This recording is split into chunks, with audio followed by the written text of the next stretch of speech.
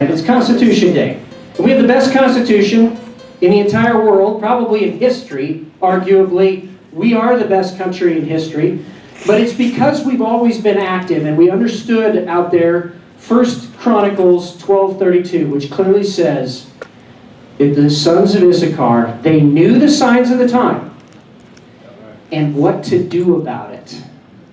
They had the knowledge of what to do about it. What I discovered was there was only one organization in 60 years that had never been compromised, never been infiltrated, and never compromised on principle, and always had a consistent agenda. It was the John Birch Society. Yep. Always. They didn't say they were for gun rights and then one day say all gun rights except for bump stocks or do something like that. They stayed consistent for 60 years. The New American Magazine, point 2, the New American Magazine is the premier intelligence digest in this country. Amen.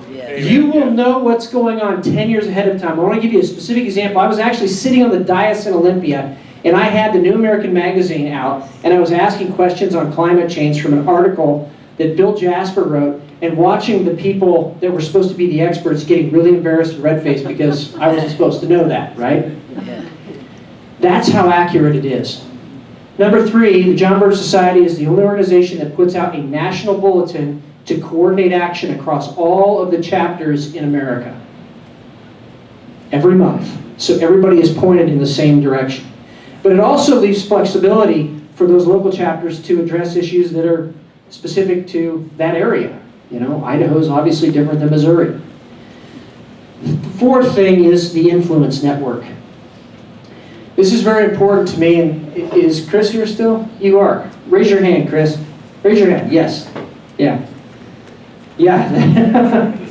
Yeah, raise your hand. Yeah, this guy right here. Influence networks are important. I want you to get to know him, okay? Influence networks are important for a couple of reasons. First of all, a lot of people don't want to be public, but they do want to support the effort, right? A lot of people want to be part of a network of businesses that are supporting each other for the cause of patriotism and liberty and the Constitution, right? That's what the Patriot Economic Network is about, so go find out what that is a little bit later. But it's also grown out of the society. It has grown out of the chapters that are here locally, because guess how they're organized on the other side? Indivisible has chapters in almost every city in America.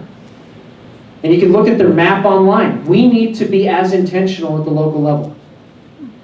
And then the last thing that I would tell you is this, that of all the organizations that are out there, they don't toot their own horn,